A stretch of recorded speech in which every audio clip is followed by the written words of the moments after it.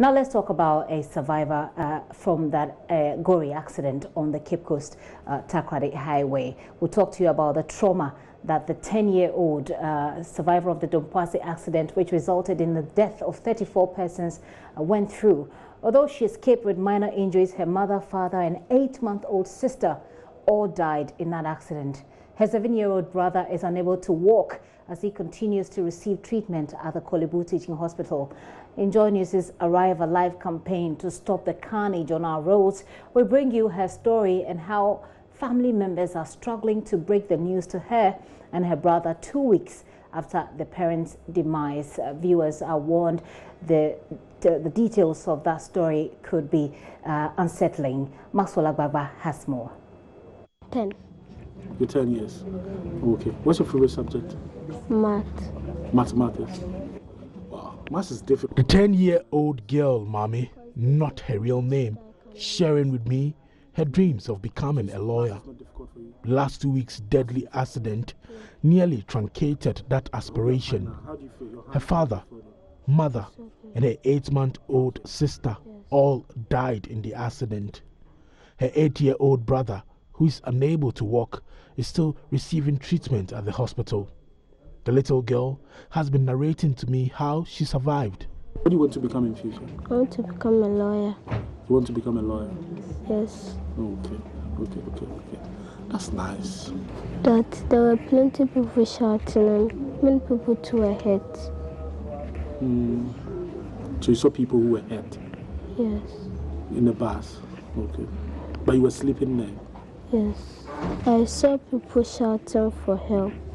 Okay. A woman. Which woman is that? She was shouting that one of her leg and her hands were stuck. I don't know the woman. You don't know her? I saw that there were chairs broken.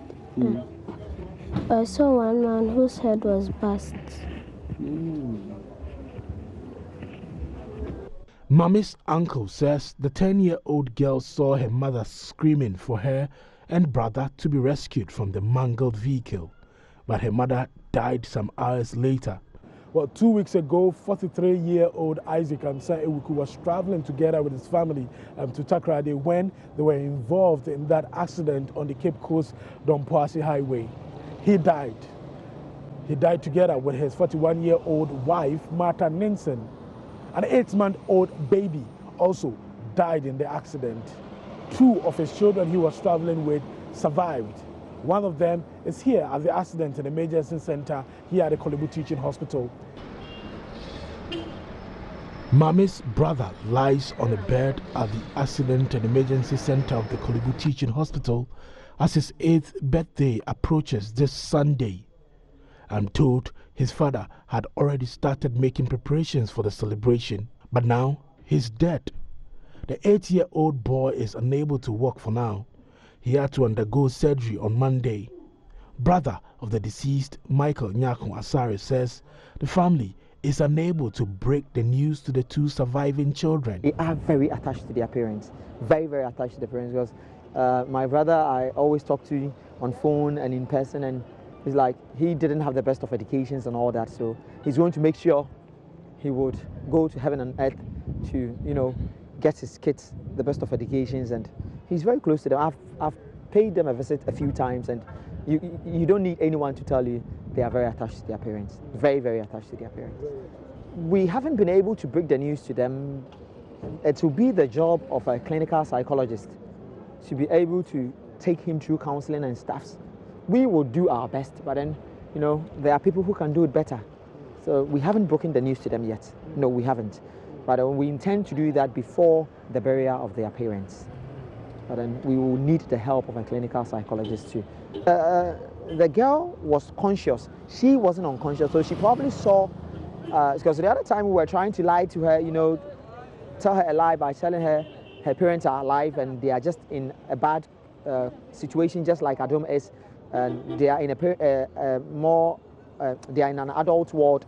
So when she's fine and everybody's fine, they will see them. She told us point blank that I saw mommy. Mommy is not in coma. Michael saw the remains of his brother, his wife, and their 8-month-old baby at the morgue. It was very bad. Very, very bad. I mean, half of his head from the side, one eye, the cheek, and the scar was broken. You could, upon arriving at the mortuary, you can see his brains, you know. So no one could have survived that. A few broken bones, and then the wife too had, I think, something went through her head. Something went through her head, and the baby was badly damaged. We would need a clinical psychologist to aid in, you know, I don't know the word to use, but to aid in letting them know what has happened, because they have to come to terms with it, whether we like it or yes.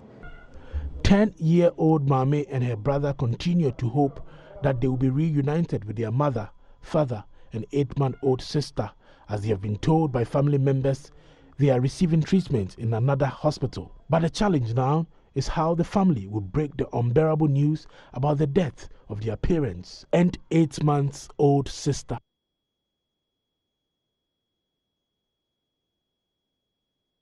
Certainly a difficult situation to deal with. We're trying to get a psychologist to find out how to go about such a situation involving children this age. Advisor to the President on Health and former Director General of the Ghana Health Service, Dr. Anthony Siasari, has joined JoyNews' Arrive Alive campaign with a call on law enforcement agencies to crack the whip on recalcitrant drivers. That is the surest way, in his view, Ghana can reduce the needless deaths on our roads. He also had a caution particularly for drivers. The message is that when you drink, don't drive. When you drive, don't drink. And if you're a passenger in a car, the driver is going over speed. If you tell the driver he doesn't agree, get down and don't take that vehicle. And our drivers should also be very, very much conscious. The car engine was all manufactured by you. So speeding doesn't mean anything. And our law enforcement agencies should also make sure that the law works in this country. Because 2 days ago, I saw a vehicle which is packed almost to the top. And it was going around, and people saw it, but it was still going. So these are some of the things that we have to do. If the law enforcement agents are working, if you continuously be educating people, and then the overspeeding and the maintenance of the car are done very well, then we won't have any problem in this country.